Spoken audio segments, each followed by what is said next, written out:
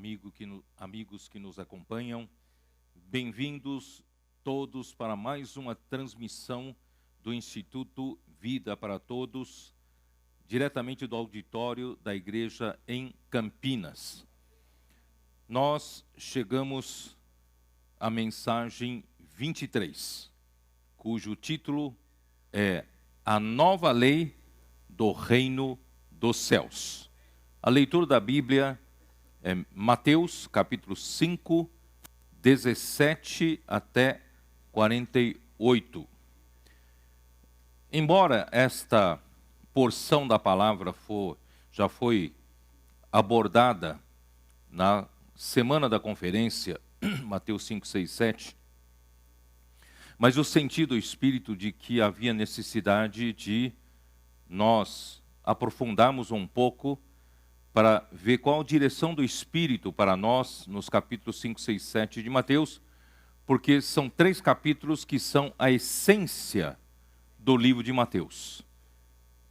Ali fala, aqui fala essa nova constituição do reino dos céus, ou seja, a nova lei para um povo celestial. A igreja é a realidade do reino dos céus. Portanto, a igreja, sendo a realidade do reino dos céus, não é regida pelas leis dessa terra, nem é para se cumprir pelos recursos terrenos. Nós devemos todos ser transportados para uma dimensão diferente, uma dimensão celestial, uma dimensão divina e espiritual.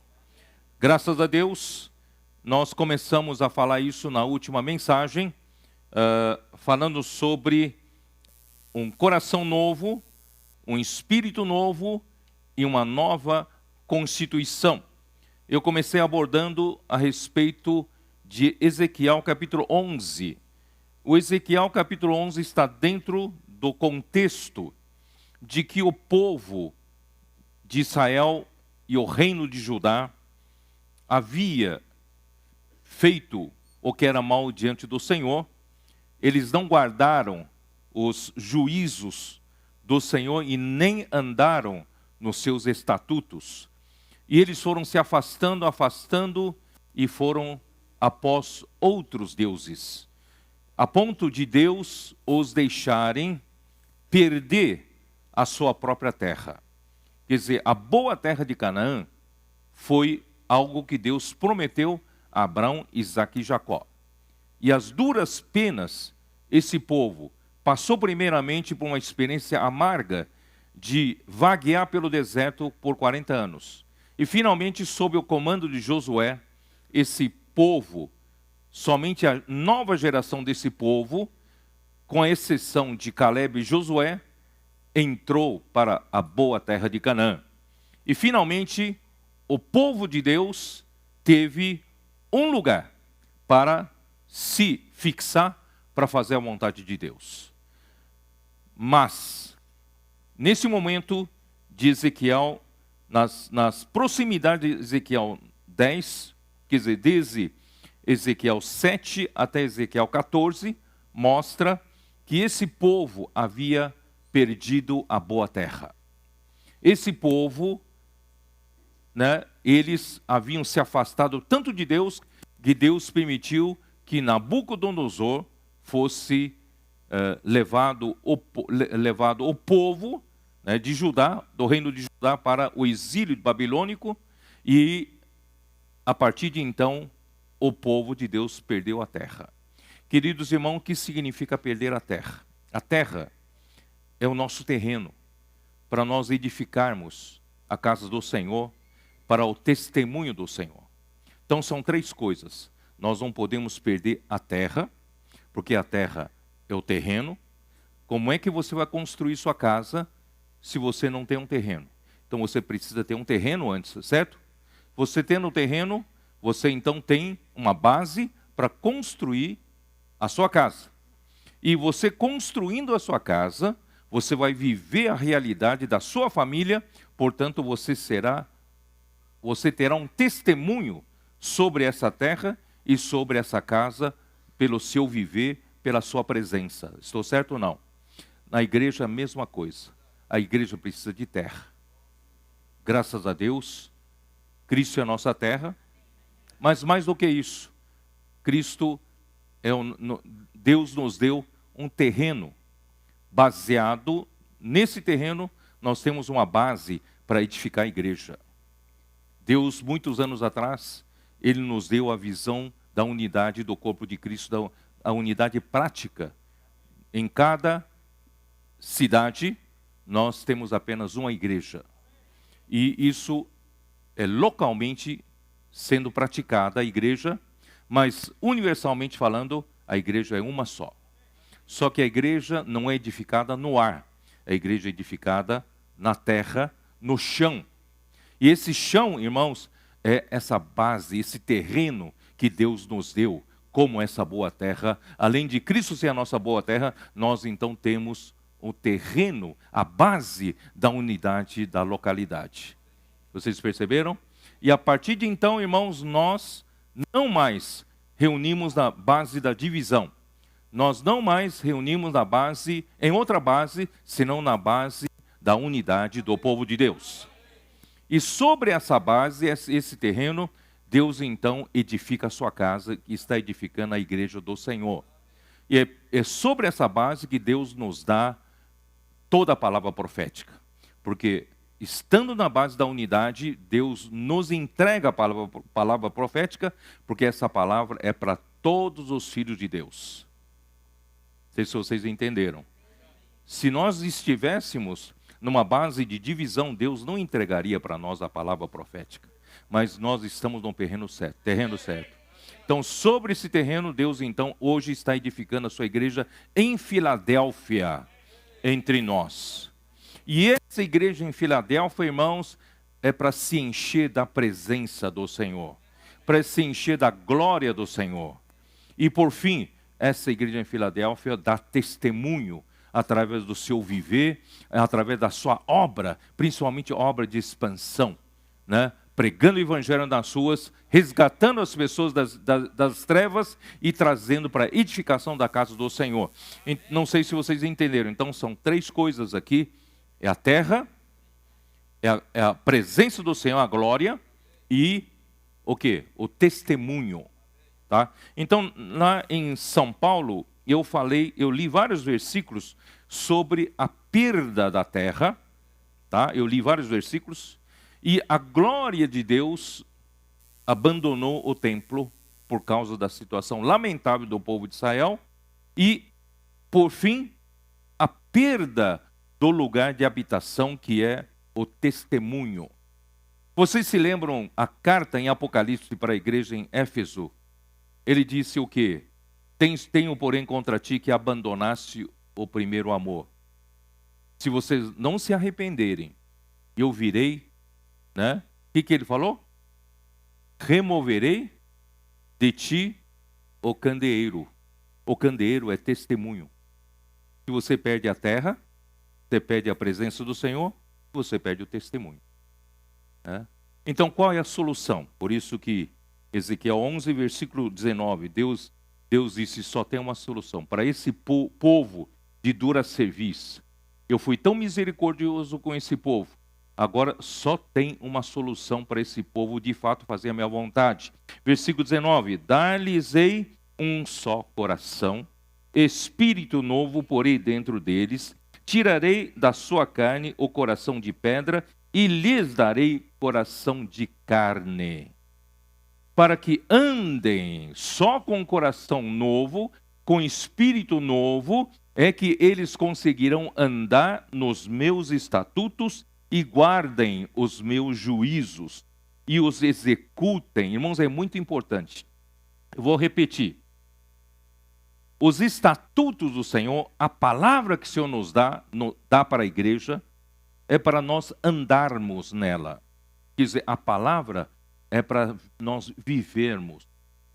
Muitos confundem que ser um bom cristão é ser um bom pregador da palavra. Sim, você precisa pregar a palavra, mas você precisa, antes de tudo, viver a palavra. O seu andar deve ser de acordo com o que você prega. Então, que andem nos meus estatutos e guardem os meus juízos e os executem. A palavra de Deus não é uma palavra de teologia para nós aprendermos a falar para os outros, né? Mas a palavra do Senhor é para ser executada. Por isso, irmão, nós precisamos aprender, de um lado, nós aprofundarmos na palavra, nos constituirmos com a palavra do Senhor, e por outro lado, né, nós precisamos aprender a fazer a obra do Senhor, fazer a vontade do Senhor prosperar através da sua execução da palavra, tá?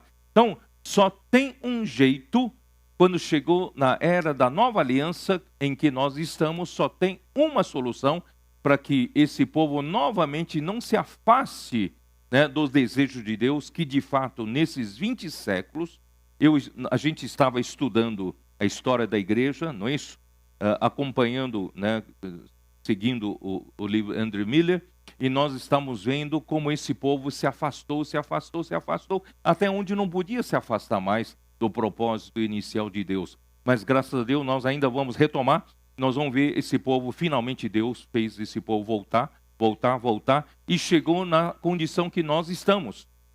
Embora ainda falhos, ainda temos muitos defeitos, irmãos, mas graças a Deus nós reunimos condições básicas de Filadélfia, né? Sendo de pouca força, mas o Senhor, né, tem posto diante de nós uma porta aberta. E nós nós guardamos a palavra do Senhor e não negamos o seu nome, e o Senhor é conosco. Os tesouros da palavra profética têm sido destrancados no nosso meio. Então nós retomamos a terra perdida, nós retomamos a glória do Senhor sobre nós, a presença do Senhor sobre nós, e nós retomamos o testemunho. A igreja hoje está brilhando, está dando testemunho. A igreja está sendo o sal da terra. A igreja está sendo a luz do mundo. Nós estamos retomando, restaurando o candeeiro que se apagou. Mas graças ao Senhor, hoje está brilhando. Quando nós saímos às ruas, chegamos às pessoas, posso orar por você, nós colocamos um pouquinho de sal para temperar a vida das pessoas, para dar sabor na vida das pessoas e devolver a alegria de viver para essas pessoas, né? Nós estamos o quê? Dando testemunho. Nós estamos dando luz nas trevas, as pessoas estão vivendo nas trevas, nós levamos um pouco de luz. Isso faz com que, né, nós, como filhos da luz, estamos como a lua governando a noite.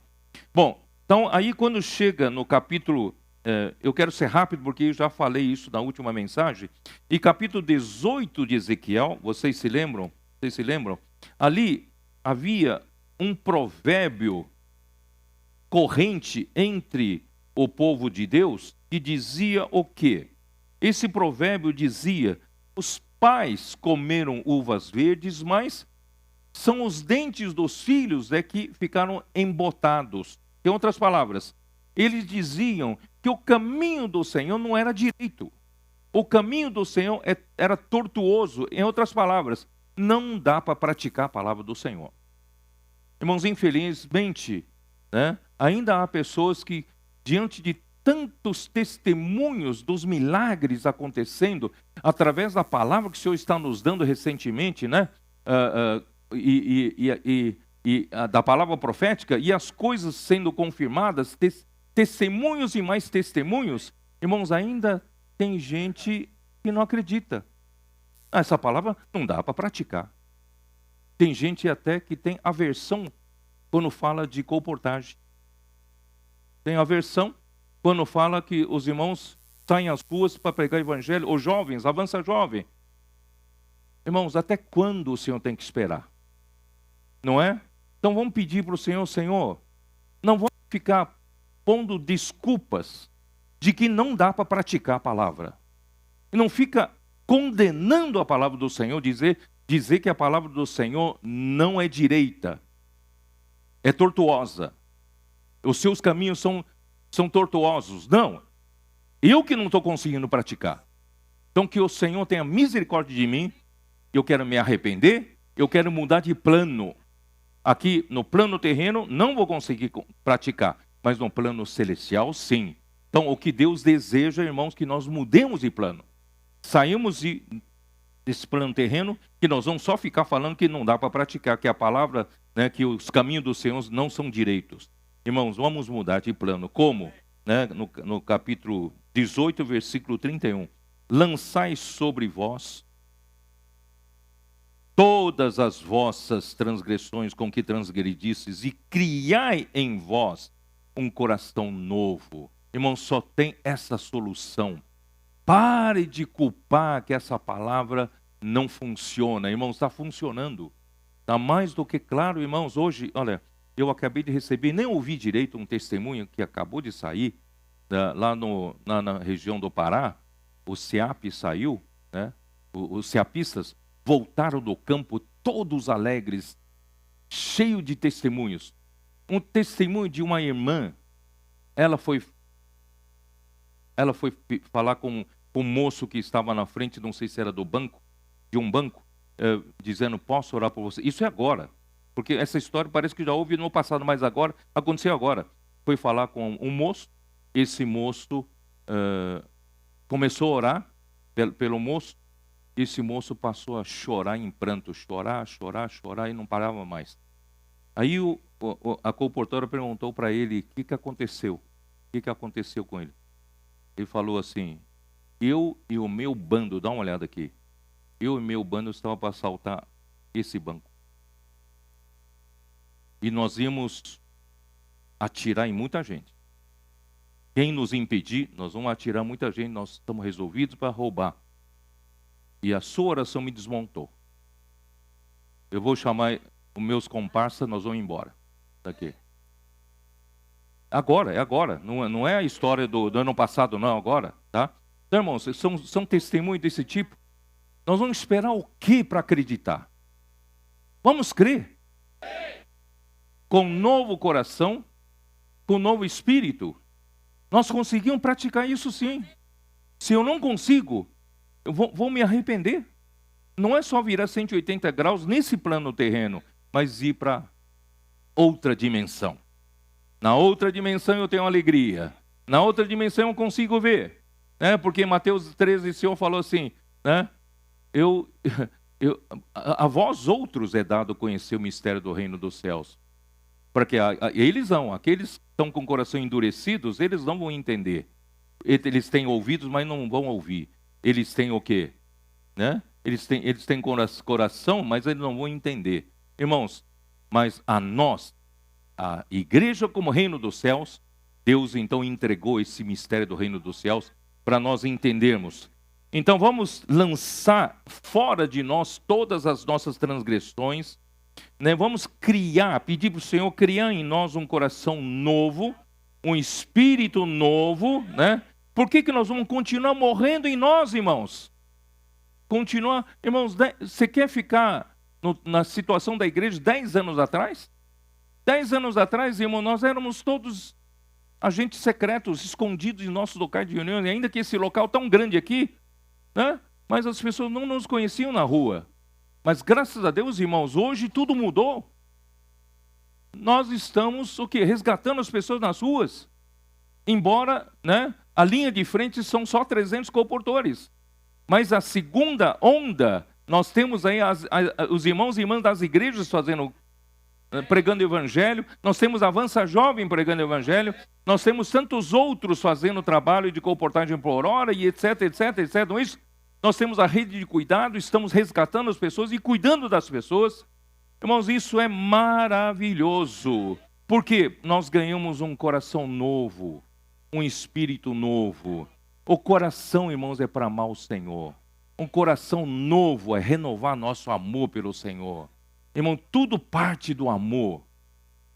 Todo sábado eu tenho uma reunião com o PAC. Eu falo para os colportores, a colportagem dinâmica não é para ganhar dinheiro. A colportagem dinâmica é para salvar as pessoas por amor ao Senhor. O Senhor perguntou para Pedro, tu me amas mais do que estes outros? Então vai apacentar os meus cordeiros. Então, irmãos, a comportamento dinâmica, número 1, a motivação é por amor ao Senhor, é que nós vamos para as ruas, salvar as pessoas. Não é isso? Graças ao Senhor por isso. Vamos lá. Aí então eu terminei no capítulo 36 de Ezequiel. 36, né? Eu expliquei que o coração é para amar, mas o espírito é para quê? Vocês se lembram ou não? O coração é para amar, o espírito é para quê? Um coração novo e espírito novo. Coração para amar, o espírito é fazer contato com Deus. O espírito é para receber Deus, não é? Nós perdemos essa sensibilidade com a queda. Com a queda, o nosso espírito amorteceu. E depois, vivendo na esfera da terra, nós perdemos essa sensibilidade de estar cheio de Deus, cheio da glória de Deus. E Deus quer nos dar um espírito novo. E esse espírito novo, irmão, vai fazer o quê? Vai fazer com que o nosso espírito, o Senhor vai tirar de nós o coração de pedra. Vocês se lembram? Coração de pedra. Vamos lá, 2 Coríntios 3:3. 2 Coríntios 3:3.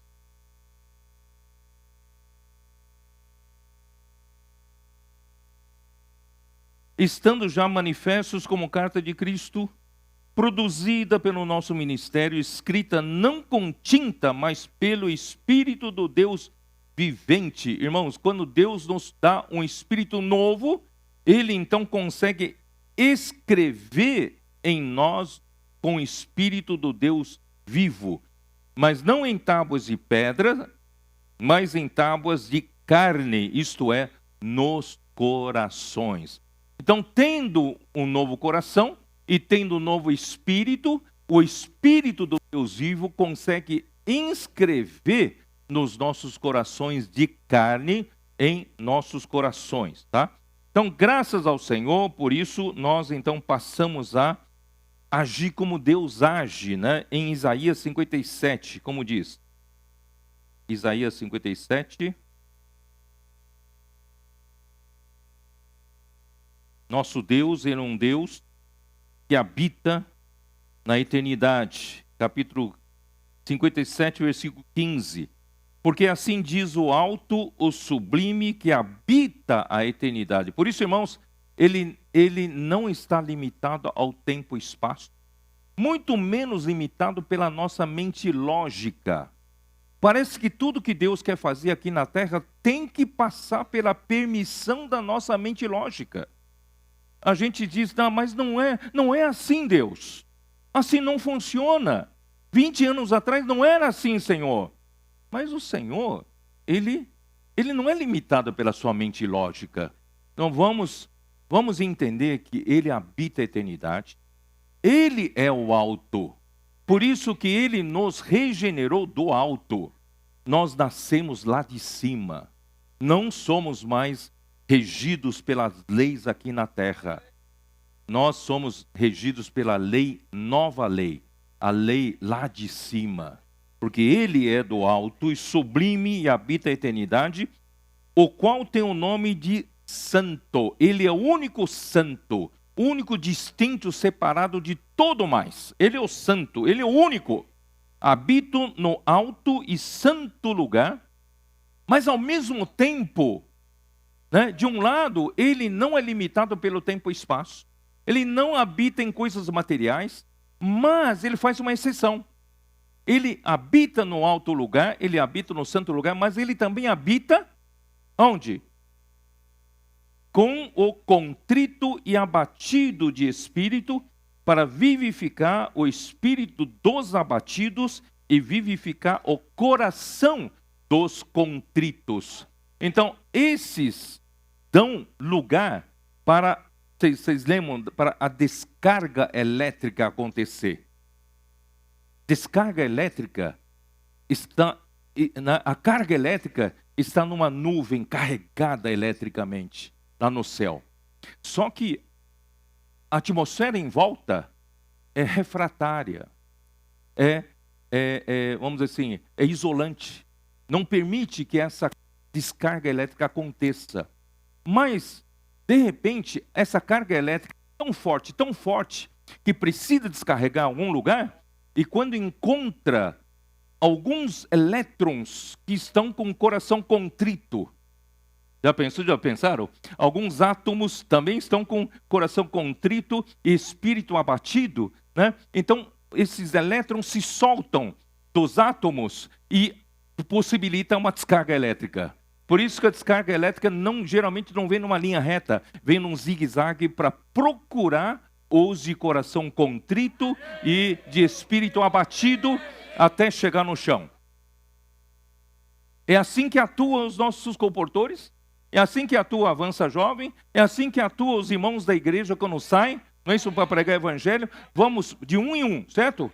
Tá. Esse aqui não quer, não tem problema, esse aqui quer, tá? Vamos lá, zigue-zague, vamos achar as pessoas de coração contrito, pessoas de espírito abatido. Muito bem, então, queridos irmãos, dessa forma, irmãos, nós recebemos a natureza de Deus. Eu li isso na semana passada, 2 Pedro 1,4, para que sejais coparticipantes da natureza divina. Não estamos fazendo coisas, irmãos, meramente humanas. Estamos aqui na terra como seres humanos, mas estamos fazendo coisas que vêm pela natureza divina.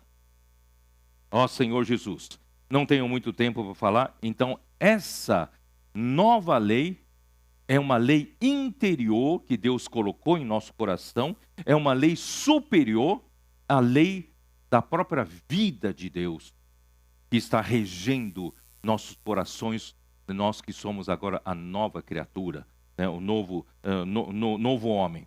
E aí então, eu hoje vou começar, então, que eu não falei na semana passada, pela 1 João, capítulo 2. Dá uma olhada.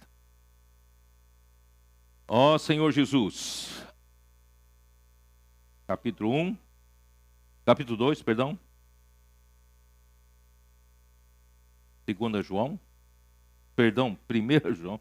Que confusão. 1 João, capítulo 2.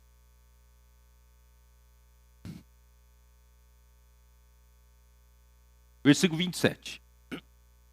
Quanto a vós outros, a unção que dele recebestes permanece em vós. E não tendes necessidade de que alguém vos ensine.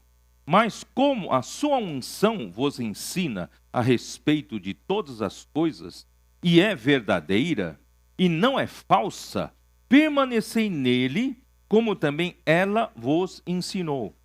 Filhinhos, não, pois, permanecei nele, para que quando ele se manifestar, tenhamos confiança e dele não nos afastemos, envergonhados na sua vinda. Irmãos, graças a Deus, o Senhor hoje, na regeneração, ele nos deu um coração novo. Na regeneração, no nosso novo nascimento, ele nos deu um espírito novo. Esse espírito nasceu de Deus. Esse espírito novo agora, irmãos, está pronto para receber a unção espiritual. E essa unção espiritual nada mais é do que o óleo composto da unção que está em Êxodo capítulo 30. Né? Vocês se lembram, Êxodo capítulo 30, versículos de 23 a 25. Vamos dar uma olhada, vai? Acho que tem irmãos que talvez não conheçam. Vamos lá. Êxodo 30, ali está a maneira de se fazer óleo composto da unção. Versículo 23. Tu, pois, toma das mais excelentes especiarias de mirra fluida, 500 ciclos, de cinamomo odoroso, a metade, a saber, 250 ciclos, e de cálamo aromático, 250 ciclos, e de cássia, 500 ciclos, segundo o ciclo do santuário, e de azeite de oliveira, 1 hin. Disto farás o óleo sagrado para unção, o perfume composto segundo a arte do perfumista. Este será o óleo sagrado da unção. Irmãos, para que o óleo sagrado da unção? É para inaugurar o funcionamento, sejam dos utensílios, sejam do próprio templo e sejam dos sacerdotes. Então, tudo que é para servir a Deus, para funcionar, para fazer a vontade de Deus, precisa ser ungido pelo óleo sagrado da unção. Então, o que é o óleo sagrado da unção? É diferente do Espírito de Deus? É um outro Espírito? O Espírito de Deus do Antigo Testamento é reconhecido e simbolizado pelo azeite puro. O azeite puro representa o Espírito de Deus. Só que, queridos irmãos, para Deus, então, ele acrescentou mais alguns elementos para, eu não sei como é que chama aqui, né? Aqui é fazer um produto sob medida, né? Personalizada para o seu cliente, né? Existe uma palavra em inglês que muitos usam, né? É anglicismo, que é customizado, né? Vou fazer um produto customizado para atender o meu cliente, as especificações do meu cliente. Quer dizer, vou fazer sob medida para o meu cliente. Tá? Então, o óleo composto da unção, irmãos, Deus então pegou o seu Espírito de Deus, ele acrescentou alguma coisa para atender a necessidade específica do homem. O que ele acrescentou? Ele acrescentou 4 especiarias. 4 já é um número de homem. Então, essas 4 especiarias são tudo que Jesus passou como homem. Seja o seu viver humano, seja a sua morte, obedecendo ao Pai, não é isso? Seja a sua ressurreição, né? Então, tudo isso está incluído, tudo que Jesus viveu como homem, para atender a necessidade do homem, Deus misturou, colocou dentro, juntamente com 1 hin de azeite puro, e se tornou um óleo composto da unção. Vocês entenderam? E esse óleo composto da unção, irmãos, é o Espírito da verdade que está em João capítulo 14. Então, Deus, se você, como homem, às vezes a sua carne está tão viva, você não consegue fazer ela calar um pouco, né? Rebaixar um pouco. Então, você tem nesse óleo composto da unção o efeito da morte de Cristo, que pode mortificar a sua carne. Vocês entenderam? Às vezes você está tão deprimido, você está tão para baixo, que você precisa do Espírito, né? Do Espírito, o elemento da ressurreição, para tirar você da situação da morte. Então, nesse óleo composto da unção, tem o elemento da ressurreição para te levantar da morte. Entendeu? Então, esse óleo composto da unção tem tudo que um homem precisa, tudo que um ser humano precisa para viver uma vida da nova lei lá no reino dos céus.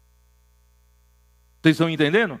Então, irmãos, esse óleo composto da unção é a unção espiritual que Deus nos deu. Essa unção nos ensina a respeito de todas as coisas, e ela não é falsa, ela é verdadeira, e ela nos ensina para permanecer nele, permanecer em Deus, permanecer em Cristo. Todo o tempo viver no Espírito. É isso que ela ensina. E ela não é falsa, ela é verdadeira, tá? Então isso é João 14. Vamos lá para João 14. Esse óleo composto da unção é exatamente o que Jesus fez em João 14. Olha só que maravilha. Em João 14, deixa-me beber um pouco de água, tá?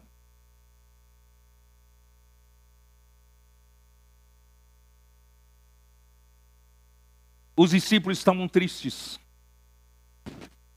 Entenderam que era a última ceia, que Jesus estava de partida deixando eles. E aí Jesus falou: não se turbe o vosso coração. É necessário que eu vá. A minha ida vai trazer muitos benefícios, mas muitos benefícios para vocês, né? Na casa do meu pai há muitas moradas, se assim não for, eu vou teria dito, pois vou preparar-vos lugar. Bom, até hoje muitos têm essa impressão: Deus vai preparar uma mansão celestial para mim. Então, nas minhas orações, Senhor, olha, eu quero de 3 quartos, eu quero ter um quintal grande, né? Uma área gourmet, né, Marcão? Uma área gourmet, né? Mas não é esse lugar que o Senhor foi preparar para nós, né? Então, que lugar é esse? E quando eu for e vos preparar lugar, voltarei e vos receberei para mim mesmo. Eu vou e volto para receber vocês para mim. E para quê? Para que onde eu estou, estejais vós também. Quer dizer, só tem uma maneira de nós, como igreja, de estarmos, né? De estarmos em Cristo e estarmos onde Jesus estava todo o tempo. Jesus estava no Pai. Jesus nunca se afastou do Pai. Jesus sempre viveu no Pai. Só que não tem como ele levar os discípulos ali fisicamente para o Pai. Ele precisava morrer. Ele precisava ir para a cruz. E essa morte, irmãos, nos redimiu, nos libertou da escravidão do pecado e nos fez receber uma nova vida.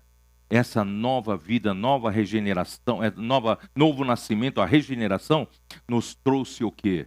Nos trouxe o quê? Uma nova possibilidade de nós estarmos o quê? Sermos recebidos por Jesus. Mas só podemos ser recebidos por Jesus não em carne. Ele tinha que ir e voltar em forma do Espírito para nos receber e para nos levar para onde ele estava todo o tempo, que é no Pai, tá?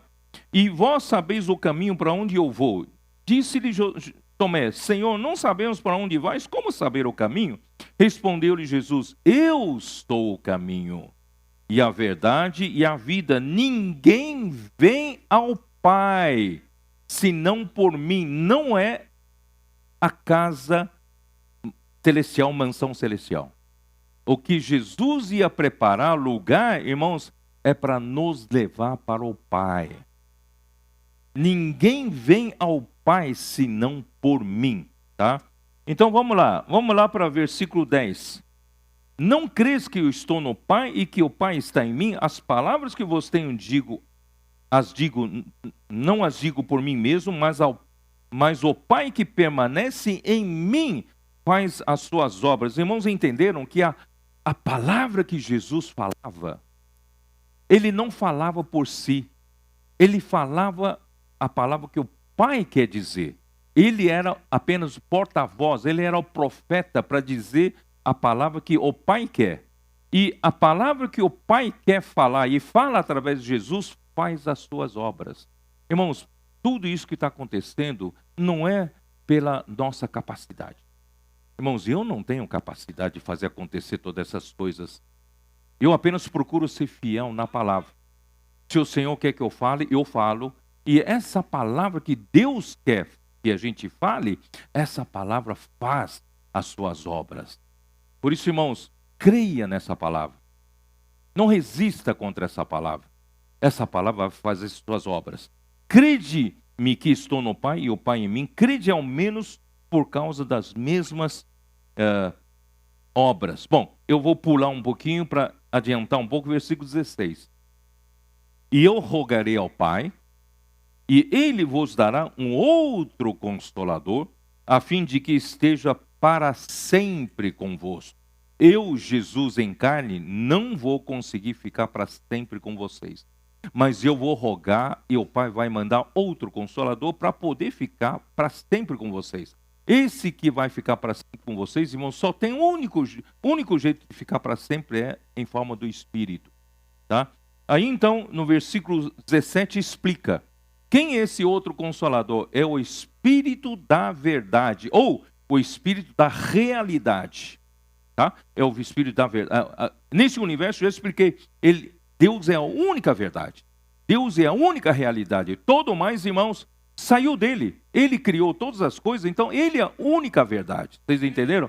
Então, o Espírito da verdade, que o mundo não pode receber, sabe por quê? Porque não o conhece, não o vê, nem o conhece.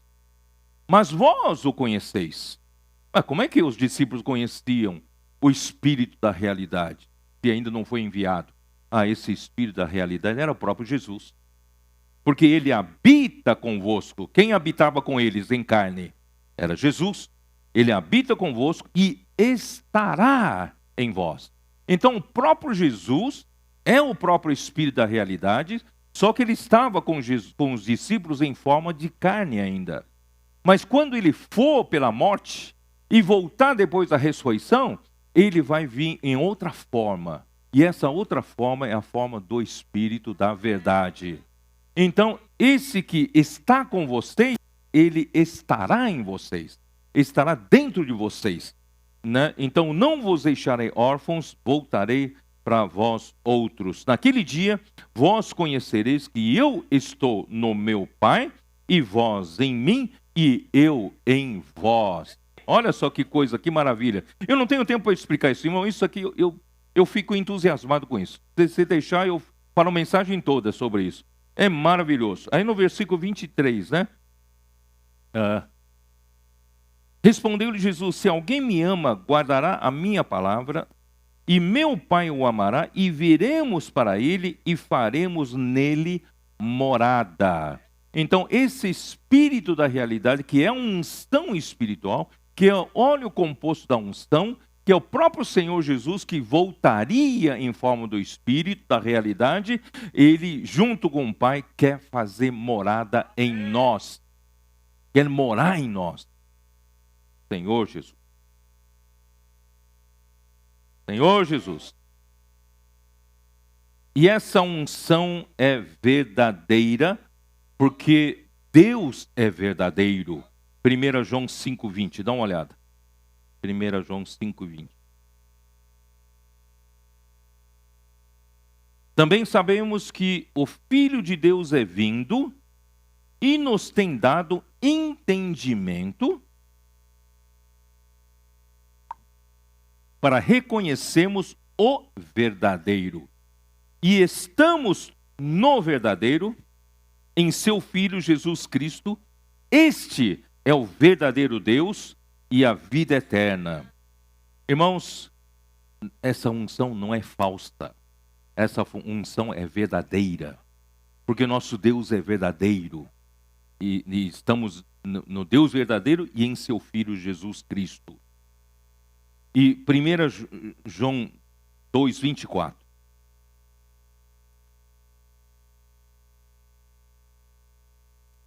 Senhor Jesus.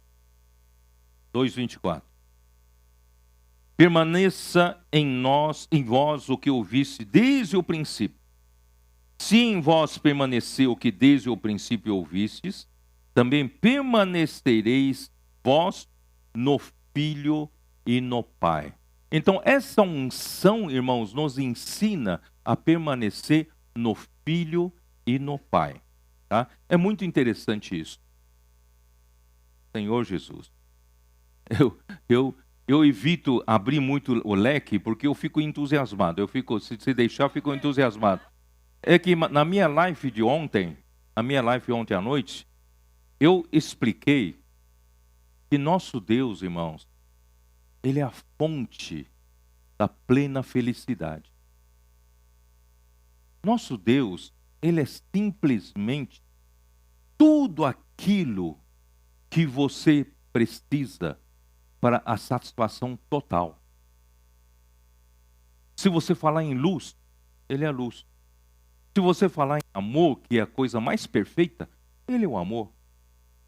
O homem está à busca de felicidade.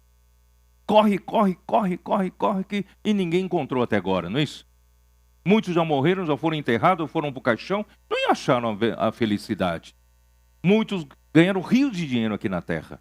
Muitos viveram regaladamente, não é isso? Muito mais do que os outros. E muita gente morreu pobre. Quer dizer, mas ninguém encontrou a felicidade. Por quê? Sabe por quê?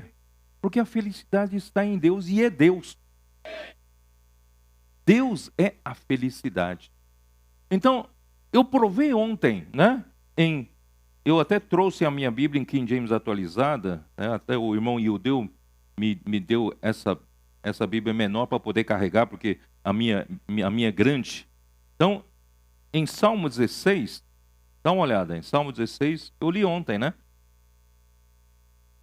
Se vocês acompanham as minhas lives, as lives são boas porque me dá a oportunidade de explicar mais, né? Aí consegue ter uma visão global melhor, né? Aí, Salmo 16, ele fala assim, ó. Ele fala assim, no versículo 8. Bom, primeiro ele fala no versículo, meu Deus do céu, eu gosto tanto desse salmo. Versículo 2, ao Senhor declaro, tu és o meu Senhor e não tenho um bem maior além de ti. Você consegue falar isso? Não precisa falar agora, mas fala quando você está sozinho no seu travesseiro hoje à noite.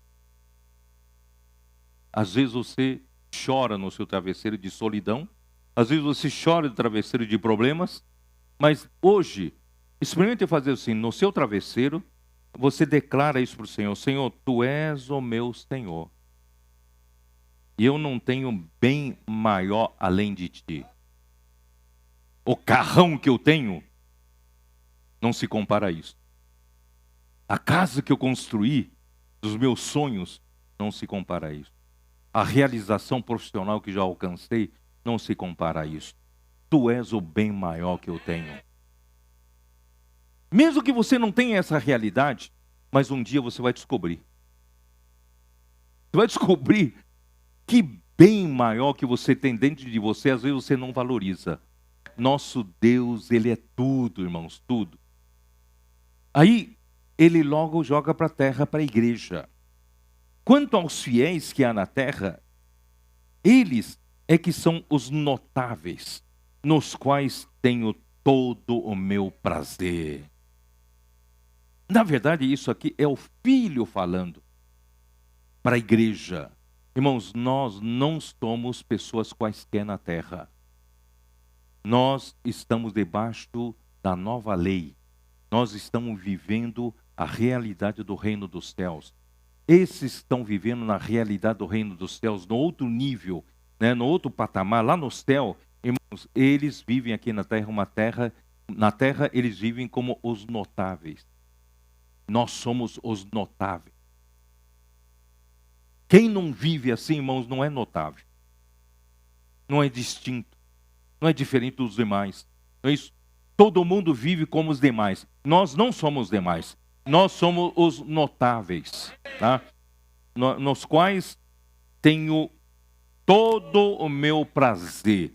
Então, essa noite, em cima do seu travesseiro, você declara para o Senhor que o Senhor é o teu Senhor e você não tem bem maior do que Ele, mas declara também que a igreja, que os santos, né, aqui na terra, são os notáveis em quem você tem todo o seu prazer. Versículo 8, tenho sempre o Senhor diante de mim, com Ele à minha direita, não serei abalado. Porque o reino de Deus tem a base de justiça. Essa base faz com que a gente não esteja abalado nunca, tá? E versículo 9, eu quero mostrar para vocês isso, ó. Essa é a razão da alegria que trago no coração e no íntimo exulto de prazer. E assim meu corpo repousará em paz, porque tu não me abandonarás nas profundezas da morte. Isso aqui é uma oração que Jesus fez ao Pai. E Deus, de fato, não deixou seu corpo ver corrupção. Sabiam disso? Mas ele fala, o que ele fala aqui de alegria, irmãos, você pode acreditar que é verdade. Mesmo diante da cruz, diante do sofrimento maior. Olha aqui. Essa é a razão da alegria que trago no coração e no íntimo exulto de prazer. Porque ele tem um Pai como a fonte do prazer. Versículo 11 é o versículo chave que eu queria mostrar. Tu me fizeste conhecer o caminho da vida. Que caminho da vida é esse, irmãos? Eu caminho, irmão, no plano celestial.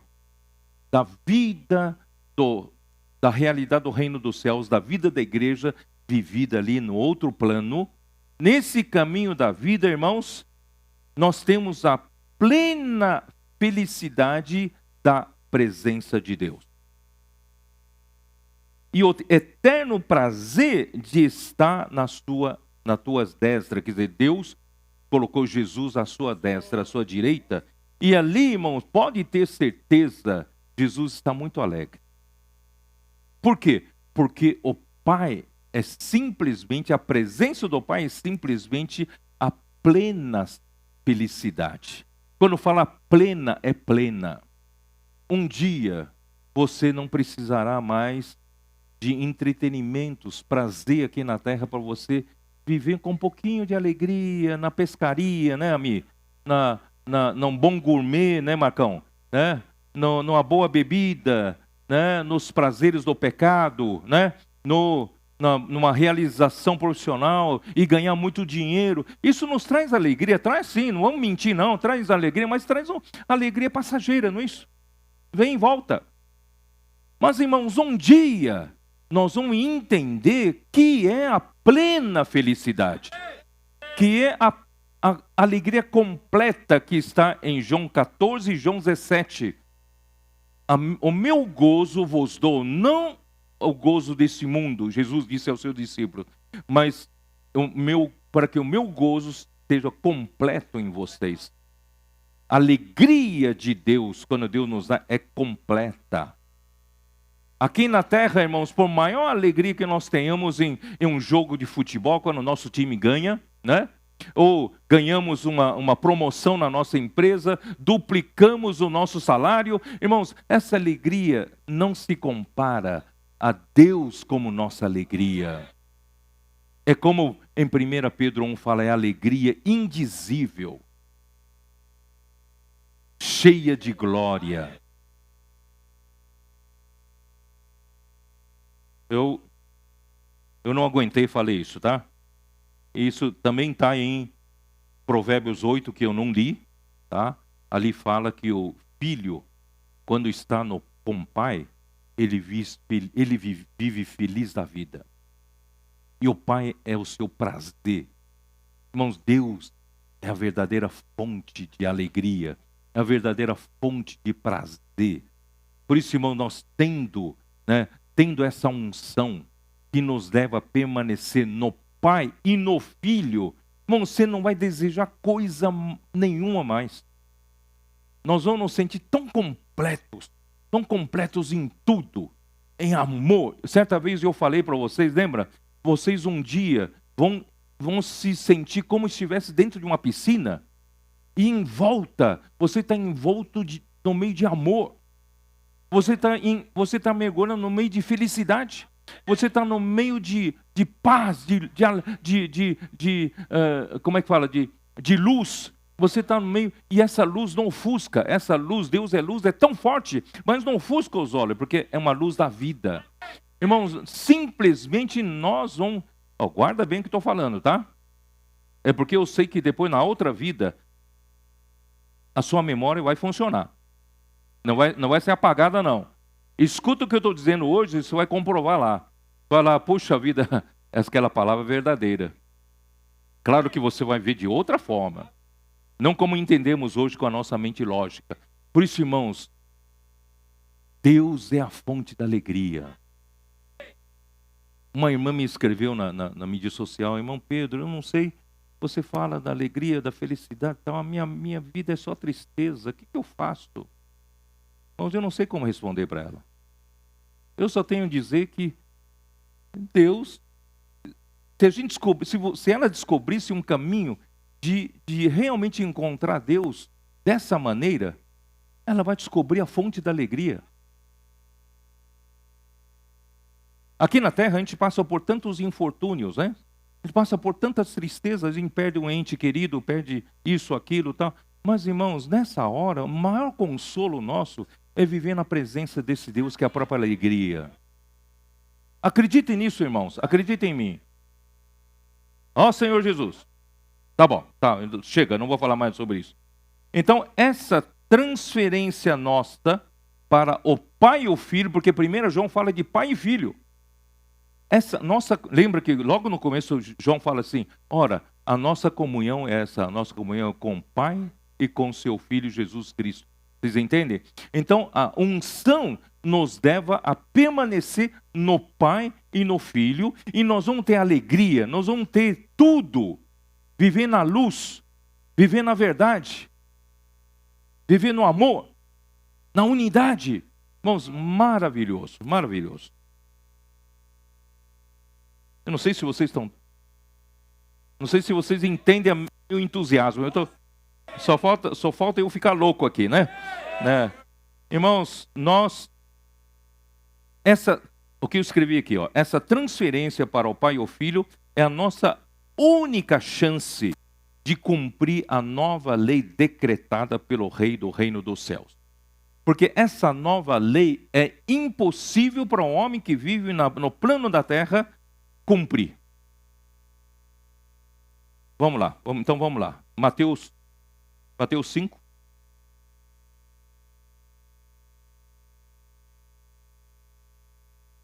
Mateus 5, 17. Não penseis que vim revogar a lei ou os profetas. Não vim para revogar, vim para cumprir. Porque em verdade vos digo, até que o céu e a terra passem, nem um i ou um tio jamais passará da lei até que tudo se cumpra. Aquele, pois, que violar um desses mandamentos, posto que dos menores, e assim ensinar aos homens, será considerado mínimo no reino dos céus. Aquele, porém, que os observar e ensinar, esse será considerado grande no reino dos céus, porque vos digo que se a vossa justiça não exceder em muito a dos escribas e fariseus, jamais entrareis no reino dos céus. Irmão, isso é muito sério, muito sério. Não pense que Jesus veio revogar a lei. Tá bom, não precisa mais cumprir a lei. Jesus foi o único homem na terra que conseguiu cumprir toda a lei. Não há segundo homem que tenha observado a lei na sua totalidade e com precisão. Ninguém. Só Jesus.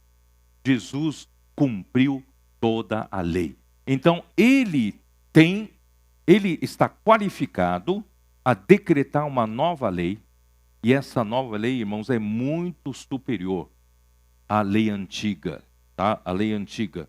Então, o corpo humano foi corrompido por Satanás, tornando assim a carne pecaminosa. E essa carne pecaminosa é incapaz de guardar a lei. Isso está em Romanos 8:3. Dá uma olhada. Romanos 8:3.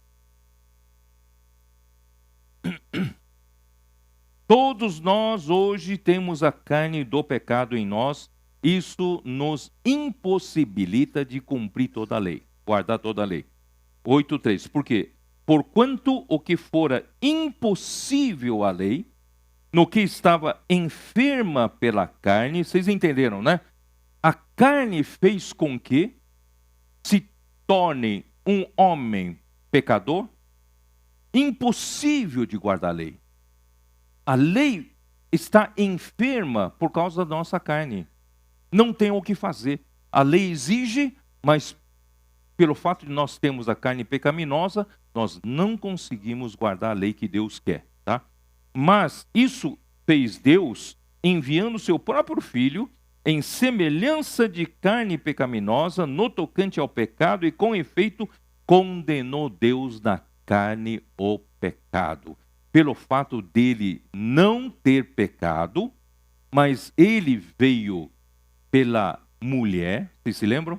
Ele veio pela mulher, então ele não participa do pecado, mas ele ganhou pela Maria, pela Virgem Maria, a semelhança da carne pecaminosa. Não participou do pecado, mas ele levou essa semelhança da carne pecaminosa para a cruz. E quando essa semelhança da carne pecaminosa foi para a cruz, levou o pecado junto. Então condenou Deus na carne o pecado. Graças a Deus por isso, né? Então, Deus enviando o seu Filho, isso está em Gálatas 4:4, que é nascido de mulher. Eu faço questão de dizer isso. Jesus é nascido de mulher. Gálatas 4:4. Vindo, porém, a plenitude do tempo, Deus enviou o seu Filho, nascido de mulher, nascido sob a lei. Ele é nascido de mulher, portanto, ele não participou do pecado, mas ele tomou a semelhança da carne pecaminosa. Ele também é nascido sob a lei para cumprir a lei. Vocês entenderam? Deus então fez questão que ele viesse sob a lei para esse homem, o único homem, cumprisse a lei. Então, Romanos 3:21. A lei então faz exigências para o homem, e o homem não tem poder. E a lei não, a lei só tem capacidade de fazer exigências, de evidenciar o pecado, mas não tem a capacidade de dar vida para o homem, tá? Romanos 3, versículo 21.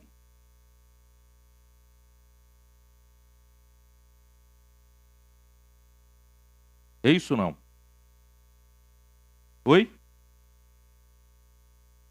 Pois agora sem lei manifestou a justiça de Deus, testemunhada pela lei e pelos profetas, né? Não, mas não é esse. Onde está o versículo? Né? Está no 23, né? Não.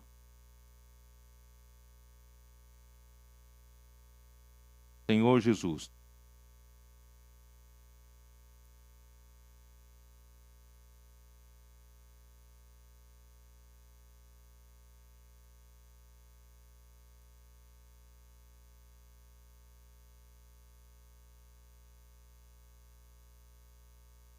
Ó Senhor Jesus. Oi? A lei, ela não tem poder de dar vida. Eu peguei acho que o versículo errado. Ela não tem o poder de dar vida para o homem. Se a lei pudesse dar vida ao homem, aí sim, né, o homem poderia ganhar vida através da lei e cumprir a exigência da lei. E assim, a lei, Gálatas 3, dá uma olhada em Gálatas 3, a lei então serviu. Para que serve a lei? Serviu de aio, né, para guardar o povo de Deus, o Antigo Testamento, o povo de Deus, até que viesse a fé, Jesus Cristo, né, por meio de Jesus Cristo. Então, Gálatas 3, versículo 20. Aqui, ó. Está aqui, eu tinha errado. É Gálatas 3:21, não era Romanos, né? Romanos 3:21. Gálatas 3:21. É porventura a lei contrária às promessas de Deus? De modo nenhum, porque se fosse promulgada uma lei que pudesse dar vida, a justiça, na verdade, seria procedente de lei, tá? Então, mas a lei não tem a capacidade de dar vida. Aí no versículo 23, mas antes que viesse a fé, estávamos sob a tutela da lei, e nela encerrado para que essa lei que de futuro havia de revelar-se, de maneira que a lei nos serviu de aio para nos conduzir a Cristo, a fim de que fôssemos justificados por fé, não é por observância da lei. Mas tendo vindo a fé, já não permanecemos subordinados ao aio, pois todos vós sois filhos de Deus mediante a fé em Cristo Jesus, tá? Então isso é muito importante, irmãos, nós entendemos isso, tá? E então a fé, irmãos, Romanos 11:1, a fé é a certeza das coisas que se esperam. E Hebreus 11, né, versículo 1, a fé é a certeza das coisas que se esperam. Essa certeza é hipóstase. E a hipóstase, em Hebreus capítulo 1, versículo 3, é a mesma palavra para o ser de Deus, para a substância de Deus. Então, a fé leva você até a substância de Deus. A fé é capaz de tirar você da esfera da terra, tirar você da esfera da mente lógica, para a esfera de Deus. A fé é essa verdadeira transferência. Por isso nós precisamos não ficar na esfera da lei. Nós precisamos o quê? Pela fé, nós temos acesso às coisas da substância de Deus, da esfera de Deus, da dimensão de Deus. Por isso precisamos viver pela fé. Tá bom, então vamos voltar lá para Mateus 5, né? Vamos começar a ver quais são as leis. Mateus 5, versículo 21. Vamos lá. Senhor Jesus. Ouvistes que foi dito aos antigos, não matarás, e quem matar estará sujeito a julgamento. Eu, porém, vos digo que todo aquele que sem motivo se irá contra seu irmão, alguns manuscritos não têm sem motivo, tá? Se irá contra seu irmão, estará sujeito a julgamento, e quem proferir um insulto ao seu irmão, estará a julgamento do tribunal, e quem lhe chamar tolo, estará sujeito ao inferno de fogo ou geena de fogo. Se, pois, ao trazeres ao altar a tua oferta, e ali lembrares de que teu irmão tem alguma coisa contra ti, deixa perante o altar e a tua oferta, vai primeiro reconciliar-te com teu irmão, e então, voltando, faze a tua oferta. Entra em acordo sem demora, né, com o teu adversário, enquanto estás com ele a caminho, para que o adversário não te entregue ao juiz, ou juiz ao oficial de justiça, e sejas recolhido à prisão. Em verdade te digo, não sairás dali enquanto não pagares o último centavo. Então, aqui, né, fala assim, versículo 21. Ouvistes que foi dito aos antigos, não matarás. Essa é a lei antiga. Aí o versículo 23. Eu, porém, vos digo, essa é a nova lei. Vocês entenderam? A antiga lei foi posta, mas eu, porém, vos digo, Jesus elevou essa lei, colocou muito mais exigências, somente o povo do reino dos céus consegue cumprir. Quem ganhou novo coração, novo espírito, consegue cumprir, tá bom? Então, você matar, eu espero que não tenha nenhum homicida aqui, né? Eu quero acreditar que 100% dos irmãos aqui não infringiu essa lei, certo? Não matarás. Quem matou? Não precisa levantar a mão. Quem matou já? Acho que ninguém matou aqui. Mas a nova lei é muito mais exigente. É odiar. Quem aqui nunca odiou ninguém? Não tem um. Não tem um. Todos nós odiamos. Então, irmãos, matar, a antiga lei é fácil, não matar. Mas odiar, na nova lei, não é fácil. Não é fácil, né? Então, aqui fala de vários... Na verdade, eu coloquei aqui, mas eu não quero falar, porque, né, para não ocupar muito tempo. Mas aqui, na verdade, fala de vários níveis de julgamento que o povo judeu sabia o que Jesus estava falando. Primeiro é um nível distrital, né? Depois é ao nível de sinédrio. E o nível de sinédrio, na verdade, é como se fosse o nosso Supremo Tribunal Federal, STF. Já é a última instância. E outro nível é geena de fogo, inferno de fogo, aí a nível de Deus, tá? Então eu não quero detalhar aqui, porque os judeus sabiam disso. Mas eu quero dizer para vocês que para nós, do povo do reino dos céus, nós temos um julgamento que a gente tem que tomar cuidado. Porque nenhum julgamento vai nos levar para o lago de fogo mais. Porque uma vez salvos, somos salvos para sempre. Mas, irmãos, tem um problema. Você vai ficar no castigo durante o reino milenar ou não. Então, esse julgamento do tribunal de Cristo, irmãos, é que nós estamos nos cuidando. Eu quero ser aprovado no tribunal de Cristo. Porque se eu não for aprovado no tribunal de Cristo, eu vou ficar nas trevas exteriores, um choro e ranger de dentes. Não é isso? Eu não vou para o lago de fogo, mas esse fogo pode me pegar durante o reino milenar. Mas no fim nós vamos todos participar da nova Jerusalém, novo céu, nova terra. Mas para nós, do povo do reino dos céus, irmãos, nós queremos ser aprovados diante do tribunal de Cristo. Portanto, irmãos, se a gente tem alguma ofensa aqui entre os irmãos, melhor tratar hoje. Para que, se a gente carregar essa ofensa não tratada, quem sabe naquele dia é aquilo que vai fazer você tropeçar, não entrar para reinar como vencedores, né, Abdias? Não vale a pena a gente tratar hoje?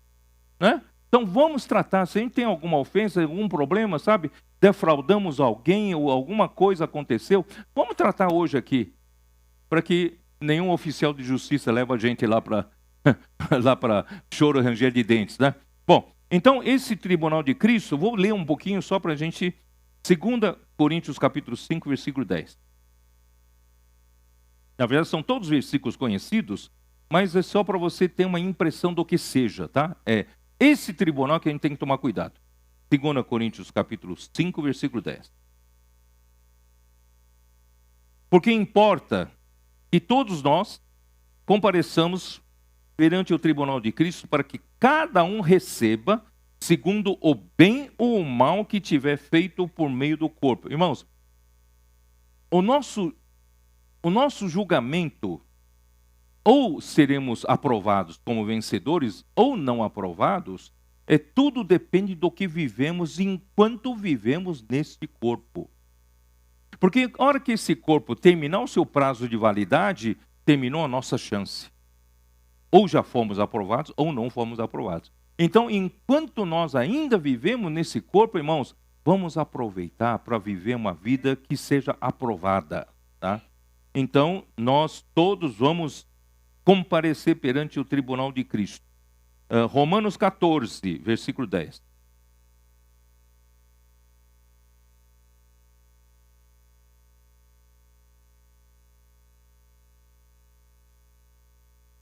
Versículo 10, como diz: Tu, porém, porque julgas teu irmão? E tu, por quê? Desprezas o teu? Pois todos compareceremos perante o tribunal de Cristo. Não vamos nos gabar, né, um perante o outro e ficar julgando um ao outro. Irmãos, é Deus quem julga. Ele é o reto juiz. Ele sabe julgar imparcialmente e nós não sabemos julgar. Então, irmãos, enquanto vivemos aqui na terra, não vamos julgar um ao outro. Porque todos compareceremos perante o tribunal de Cristo. Versículo 12. Assim, pois, cada um de nós dará contas de si mesmo a Deus. Não precisa dar conta dos outros, não, né? Você tem que dar conta de si mesmo, tá bom? 1 Coríntios capítulo 4, versículo 4. 1 Coríntios capítulo 4, versículo 4. Pois, porque de nada me argui a consciência, contudo, nem por isso me dou por justificado, pois quem me julga é o Senhor. Portanto, nada julgueis antes do tempo, até que venha o Senhor, o qual não somente trará à plena luz as coisas ocultas das trevas. Não pense que você vai estar, sabe, você faz as coisas e ninguém está vendo. Essas coisas vão aparecer para serem julgadas.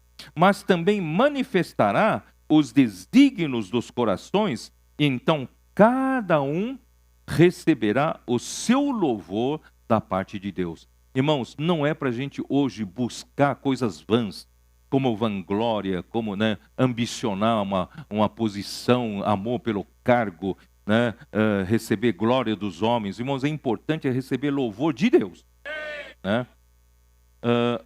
Capítulo 3, versículo 13, já é com relação à obra.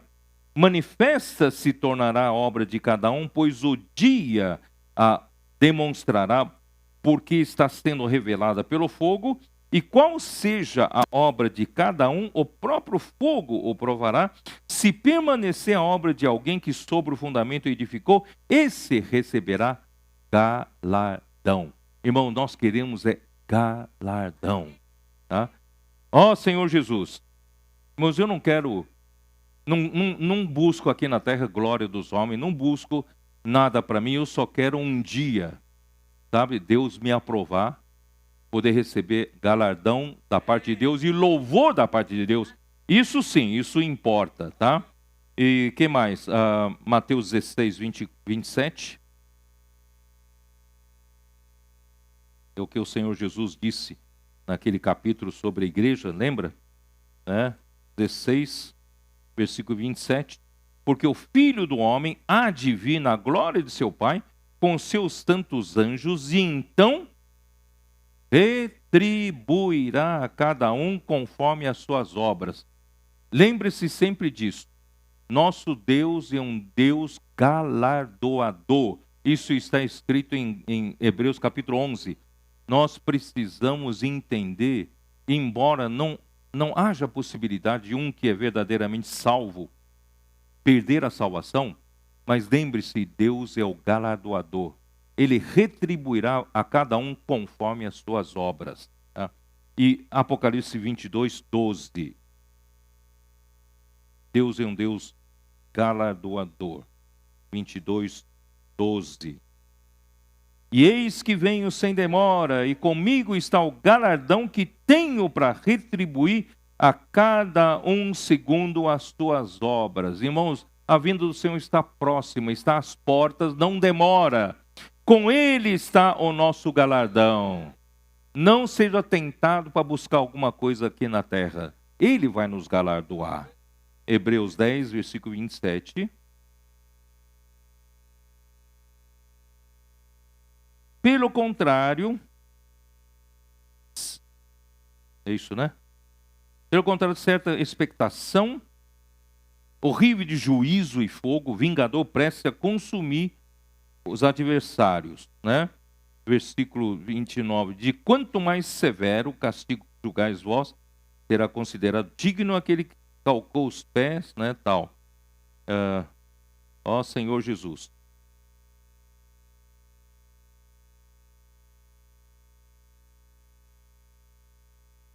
Eu acho. Versículo 30, né? Cadê o versículo 30? Está aqui, né? Ora, nós conhecemos aquele que disse: a mim pertence a vingança e eu retribuirei. E outra vez o Senhor julgará o seu povo. Horrível coisa é cair nas mãos do Deus vivo. Bom, passado essa parte, né? Você vai dizer, mas espera aí, a lei está tão forte, como é que eu vou vencer? Eu sou um homem ainda passível de cair em pecado, mas graças a Deus, irmãos, se nós, porventura, formos vencidos pelo pecado, nós temos a 1 João capítulo 1, versículo 7, que diz o quê? Se, porém, andarmos na luz, como Ele está na luz, mantemos comunhão uns com os outros, e o sangue de Jesus, seu Filho, nos purifica de todo o pecado. Versículo 9. Se confessarmos os nossos pecados, Ele é fiel e justo para nos perdoar os pecados e nos purificar de toda a injustiça. Portanto, irmãos, se nós porventura formos vencidos pelo pecado, ainda temos caminho de arrependimento. Os anjos já não têm essa oportunidade. Eles erraram, não têm oportunidade de arrependimento, mas nós ainda temos. Por isso, irmão, vamos aproveitar isso. Se a gente tropeçou, levanta, vamos seguir adiante, né? Na vida da igreja nós devemos lidar com as ofensas de hoje, já falei isso, né? Para não sermos disciplinados durante o reino milenar, devemos despojar de nós isso está em Colossenses 3:8, toda ira, indignação, maldade, maledicência, linguagem obscena, né, do nosso falar. E nós devemos revestir-nos de esplênquino, de compaixão, de bondade, humildade, mansidão, longanimidade, suportando uns aos outros e perdoando uns aos outros. Isso é em Colossenses 3, 12 até 14. Irmãos, essa é a vida do reino dos céus, do povo do reino dos céus. Agora vamos lá para ver questão do adultério. Eu tenho uma coisa importante para falar com vocês. Mateus 5, 27.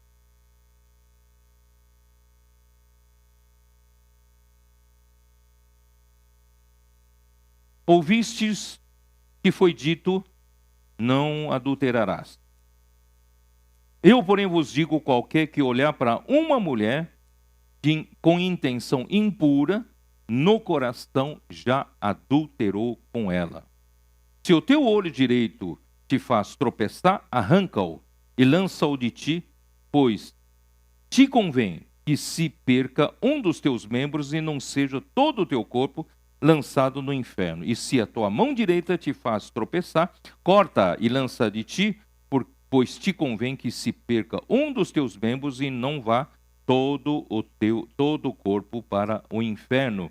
Também foi dito àquele que repudiar a sua mulher, dê-lhe carta de divórcio. Eu, porém, vos digo, qualquer que repudiar a sua mulher, exceto em caso de relações sexuais ilícitas, a expõe a tornar-se adúltera, e aquele que casar com a repudiada comete adultério. Bom, irmãos, o meu encargo de falar essa parte, primeiramente, o que sempre, né, a nós foi advertido, com relação, né, à antiga lei, era mais fácil, não adulterarás. Mas com a nova lei, é muito mais difícil, muito mais rigorosa. Então, qualquer que olhar para uma mulher com intenção impura, já adulterou com ela. Então, irmãos, nessa área, é uma área que nós todos precisamos tomar muito cuidado.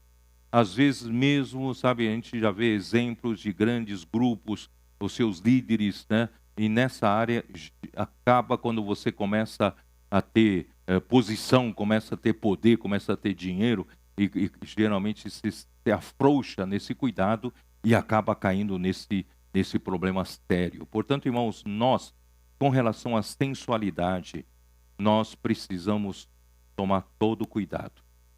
Tá? Todo cuidado. Né? No passado, quando era jovem, nós fomos ensinados a nunca permanecer num recinto fechado, duas pessoas de sexo oposto, a não ser a sua própria mulher ou o seu próprio marido, certo? E justamente para evitar que aconteça qualquer coisa.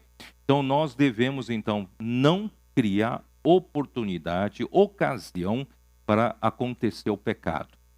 Mas, irmãos, aqui está dizendo, né, que se tiver olhar uma mulher com a intenção impura. Então eu queria aproveitar essa situação para dizer para vocês o seguinte: essa nova lei, ela não quer tratar meramente não fazer isso. Não apenas, né, é proibido fazer isso. Infelizmente, quando a lei fala que é proibido, parece que a lei acaba dando um close. Sabe o que eu quero dizer? Acaba amplificando. O pecado está aqui. Se você deixar ele quietinho, ele está no tamanho dele. Mas de repente vem a lei, avulta o pecado. O que é avultar o pecado? Amplia, fica grande. Então, se você o dia inteiro pensar esse pecado avultado, não posso fazer isso, não posso fazer isso. Esse pecado vai avultando, chega a ocupar todo o meu pensamento. Eu fico todo o tempo escravo, não posso fazer isso, não posso fazer, um dia você vai fazer. Então, irmãos, qual é o segredo? Qual é o segredo para nós vencermos? O primeiro, né, você deve fugir de todas as coisas que alimentam, né, esse tipo de sensualidade. Mas onde eu quero chegar é o seguinte: eu vou falar uma coisa, às vezes você pode soar óbvio para você, pode soar, é como um ovo de Colombo. Depois que alguém colocou em pé o ovo, vai dizer, isso é óbvio, eu sabia disso. Mas ninguém nunca conseguiu colocar, não é isso?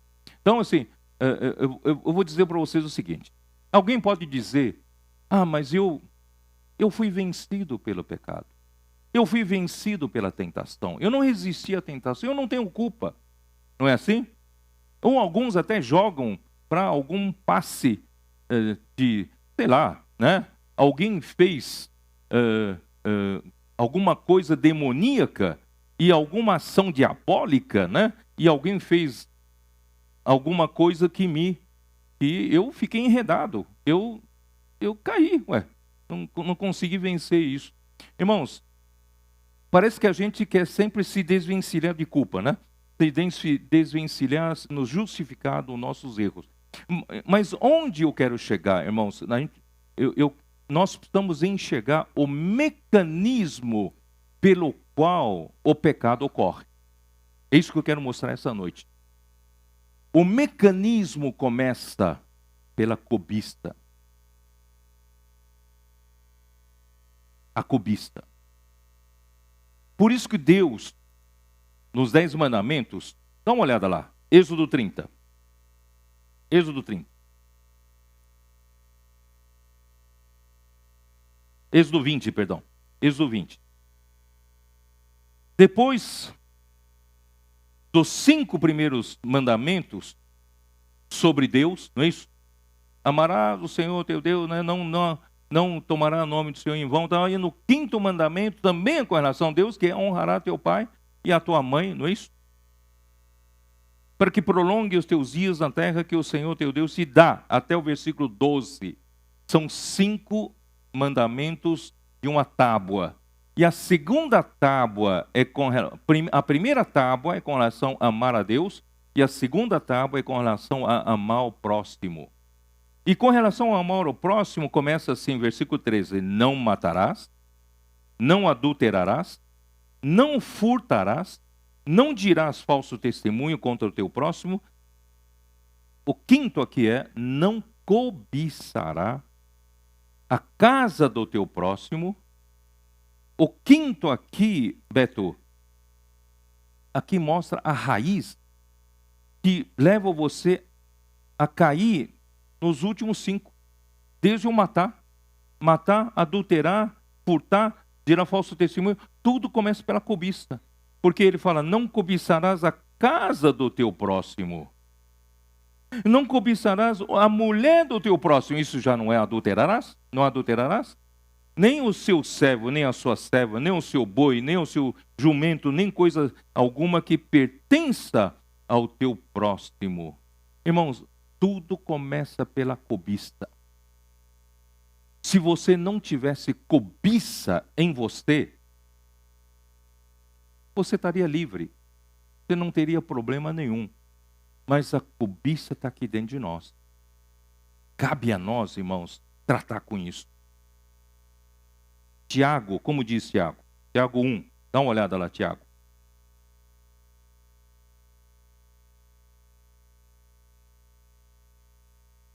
Tiago 1, versículo 13, como diz?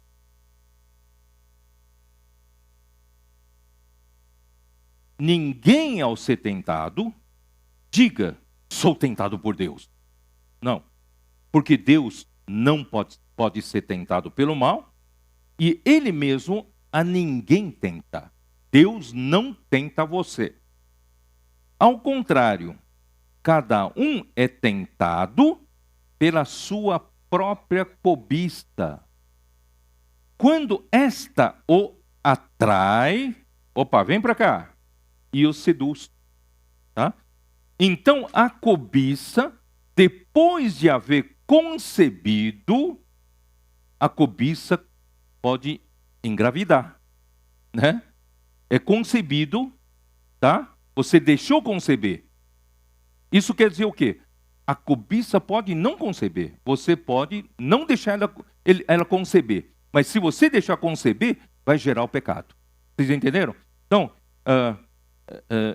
de haver concebido, dá à luz o pecado. E o pecado, uma vez consumado, gera a morte.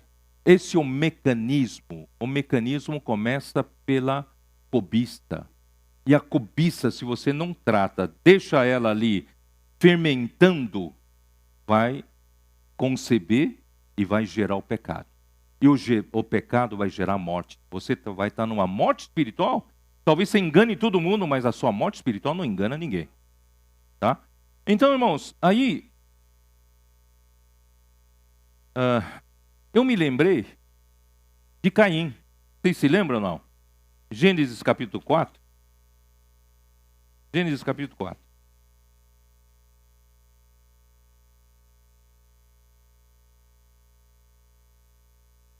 Versículo 4. Abel, por sua vez, vou ler. Versículo 3. Aconteceu que no fim de uns tempos trouxe Caim do fruto da terra uma oferta ao Senhor.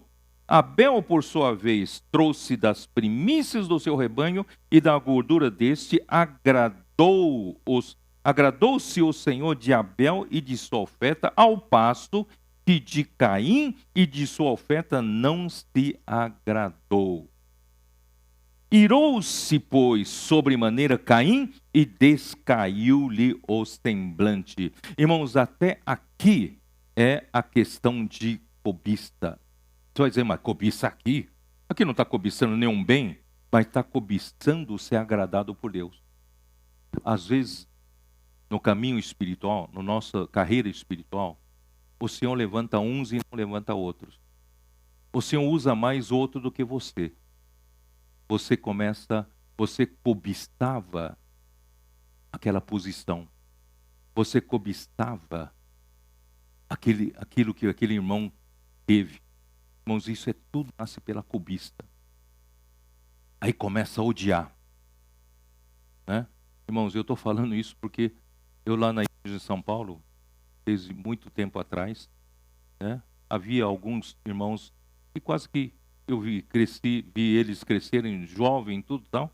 Quando eles perceberam que eu vou falar especificamente de um, quando ele percebeu que só por estar do meu lado, né, fazia parte até, né, do meu grupo familiar, né, só meu estar do lado, e não o alcei algum cargo, alguma posição na igreja ou na obra, ele ficou decepcionado uma vez, duas vezes, três vezes, e agora saiu. Ficou com raiva de mim. Sempre fiz bem para ele. Sabe por quê? É esse negócio de cobiçar o lugar, cobiça um posto, uma posição, cobiçar um lugar destacado, etc, etc. Irmãos, cuidado com isso. Aí então, olha só, versículo 6. Então lhe disse o Senhor deu chance para ele não deixar a cobiça conceber, tá?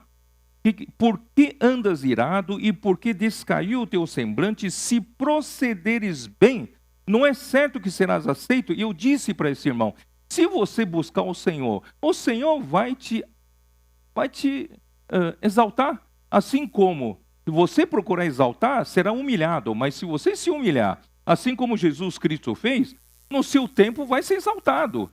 Se procederes bem, será que não será aceito? Se a oferta de Abel agradou a Deus e não de Caim, então Caim não podia mudar de atitude? E que a sua oferta fosse aceita?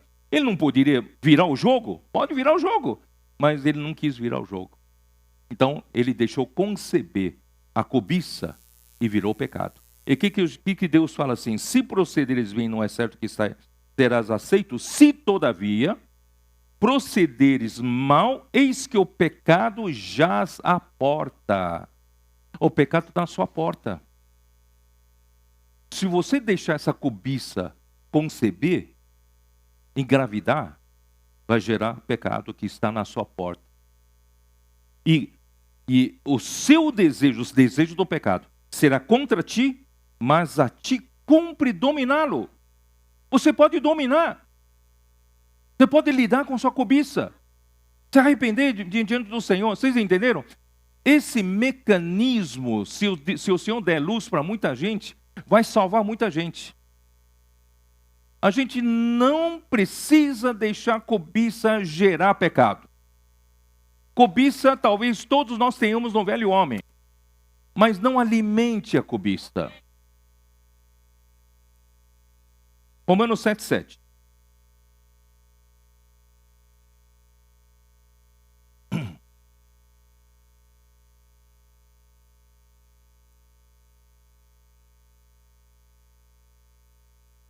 Que diremos, pois?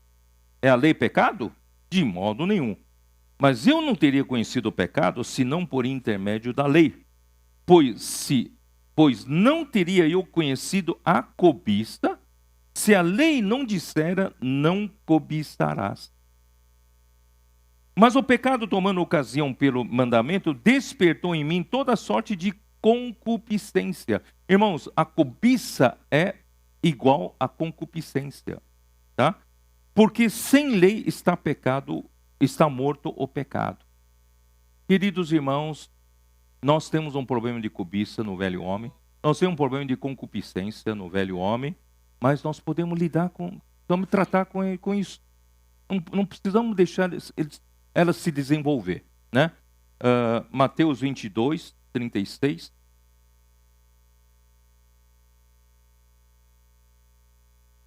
A nova lei, irmãos, o Senhor deu essa nova lei para a gente justamente, hoje, a gente vivendo a vida da igreja, a gente não precisa cair mais nisso, certo?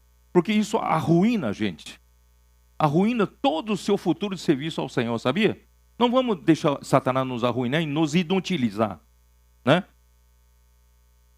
22, 26. É isso, né?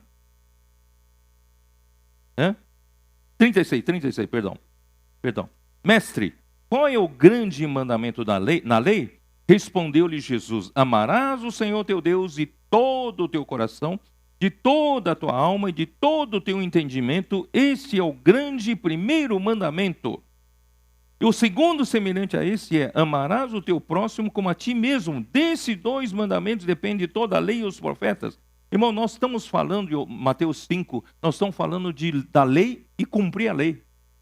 Mas vamos dizer assim, o objetivo principal da lei, irmãos, é amar a Deus e amar o próximo. Se você tirar isso, eu vou cumprir toda a lei, eu vou ser rigoroso comigo mesmo, irmão. O que Deus quer é que você ame a Ele com todo o seu coração, toda a sua alma, todo o seu corpo, toda a sua força, e também ame ao próximo como a ti mesmo. Se você ama o próximo como a si mesmo, não terá cobiça. Você entende o que eu quero dizer? Puxa, se outro está sendo muito usado pelo Senhor, esse outro você ama como você mesmo, você vai, que bom. Graças a Deus, Senhor, esse irmão está sendo usado. Essa irmã está sendo usada, não é isso? Você não tem cobiça, não tem ciúmes. É ou não é? Você não cometeria nenhum desses 5 mandamentos finais, porque você ama o próximo. Por isso, irmão, vamos praticar o amor. Eu vou chegar lá, peraí. Mateus 13.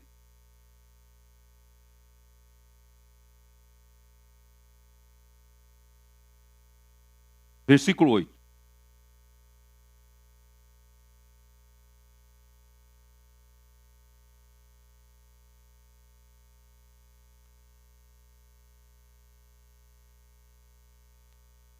Vamos ganhar tempo. Vamos para Efésios 5. O meu tempo está curto. Que horas são, hein? Está cedo ainda? Que horas são? 20 e 40.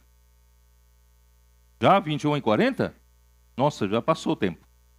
Ó Senhor Jesus. Ó Senhor Jesus. Meu Deus do céu, eu estava pensando que era 9 horas ainda. Desculpe então, vou procurar terminar rápido. Tá? Capítulo 5, versículo 3. Mas em impudicícia e toda sorte de impureza ou cobiça, nem sequer se nomeie entre vós como convém a santos, nem conversação torpe, nem palavras vãs, chocarrices, coisas essas, inconvenientes, pelo contrário, ações de graça. Irmão, isso quer dizer o quê? Não alimente a sua cobiça. Se você não quer que a sua cobiça conceba e vire um pecado, não fica alimentando com ambição pela posição, ambição pela fama, pelas glórias dos homens, não fica alimentando a sua sensualidade, né? Vendo pornografia, vendo, sabe, despertar toda sorte de sexualidade, sabe? Se você alimenta, você está alimentando sua cobiça, e a cobiça vai virar um pecado, vai conceber um pecado, né? Então, se você tem cobiça de ganhar dinheiro, né? Fazer, vamos dizer assim, ganhar dinheiro é antes, mesmo que eu prejudique os outros, meu negócio é ganhar dinheiro, sabe? Não deixa esse negócio gerar pecado, virar avareza, tá? Então, baseado nisso, vamos lá. 1 Timóteo 6. Puxa vida, não sabia que já era tão tarde. Desculpe. 1 Timóteo 6.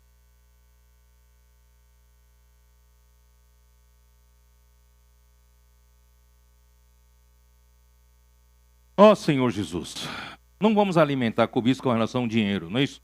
Versículo 5, né? Altercações sem fim por homens cuja mente é pervertida, né? Supondo que a piedade é fonte de lucro. De fato, grande fonte de lucro é a piedade com contentamento. Não tenha cobiça pelo dinheiro, porque porque nada temos trazido para o mundo, nem coisa alguma podemos levar dele. Tendo sustento e com que nos vestir, sejamos contentes.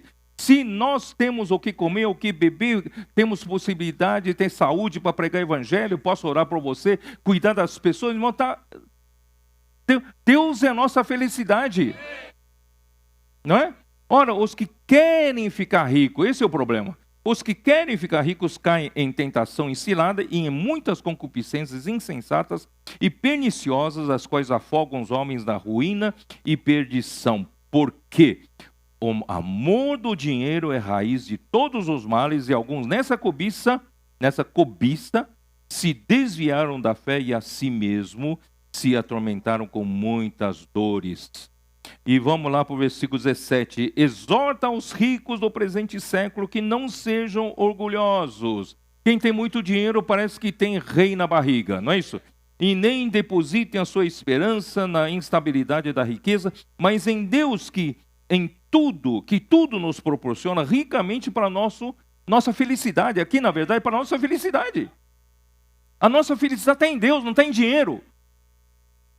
Você pode não ter muito dinheiro, você ser feliz. Outro pode ter muito dinheiro, só vive de preocupações. É ou não é? Que pratiquem o bem, sejam ricos de boas obras, generosos em dar e prontos para repartir, e que acumulem para si mesmo um tesouro sólido, fundamento para o futuro, a fim de se apoderarem a verdadeira vida. Esse é o verdadeiro futuro. O nosso futuro é a verdadeira vida. Não está em garantir o nosso futuro aqui na terra. Ó Senhor Jesus. Bom, eu vou terminar por aqui. Não vou conseguir falar juramentos, olho por olho, né? Mas no fim, irmãos, 43. Sede perfeitos, como é o vosso Pai Celeste. Irmãos, tudo isso, na verdade, resume a gente não deixar cobiça conceber o pecado. Pelo contrário, vamos deixar que essa vida do Rei do Reino dos Céus, trazendo a vida e a natureza do Pai Celeste, Pai que é perfeito, nos conduza ao amor. O amor, irmãos, o amor é a coisa mais perfeita. Em Colossenses fala, o amor é o vínculo da perfeição. Em 1 Coríntios 13 fala, quando chegar ao que é perfeito. Então, o que é em parte irá embora. Irmãos, o que é perfeito é o amor. Então, mesmo falando da lei, a lei, o resumo e o objetivo final da lei, irmãos, é nos levar a amar Deus e a amar o próximo como a si mesmo. Portanto, irmãos, eu espero ter ajudado vocês. Não deixe, essa noite eu creio que eu deixei esse mecanismo do pecado bem claro para vocês. Você pode evitar. Não é que você vai dizer, não, é proibido fazer isso, não vou fazer isso, não vou fazer, não adianta. Dessa forma você vai cair. Mas assim, quando chega a cobiça, não alimente. Trate com ela.